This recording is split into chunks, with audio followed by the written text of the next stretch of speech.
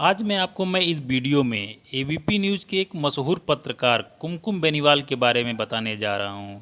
यह एक भारतीय समाचार एंकर और पत्रकार हैं और वर्तमान में यह एबीपी न्यूज़ के साथ काम कर रही हैं। इन्हें टीवी पत्रकारिता में काफ़ी लंबे समय से अनुभव है और इन्हें व्यापक रूप से निष्पक्ष पत्रकार के रूप में माना जाता है और यह सरकार की नीतियों पर अक्सर सवाल उठाती रहती हैं। इनका जन्म एक हिंदू परिवार में 26 अक्टूबर 1986 को उत्तराखंड के हल्द्वानी में हुआ था। इनके पिता का नाम राजा बेनीवाल है और इनकी माता का नाम रश्मि बेनीवाल है। इनकी एक बहन है जिसका नाम रोली पांडे है।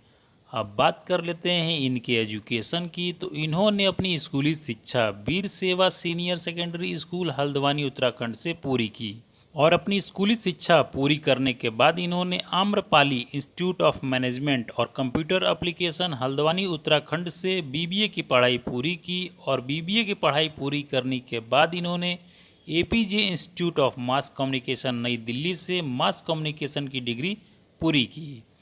अब बात कर लेते हैं इनके करियर के बारे में। तो साल 2009 में कुमकुम बेनीवाल ने समाचार चैनल फोकस टीवी में एक समाचार एंकर के रूप में अपनी करियर की शुरुआत की।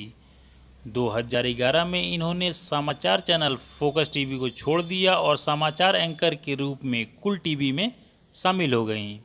साल 2017 में इन्होंने समाचार चैनल टोटल टीवी छोड़ दिया और टीवी टुडे नेटवर्क में शामिल हो गईं और साल 2018 में इन्होंने समाचार चैनल तेज आज तक में समाचार शो मन की बात की मेज़बानी करने लगी और 17 सितंबर 2018 को Kumkum Beniwal news channel ABP news के साथ जुड़ गईं।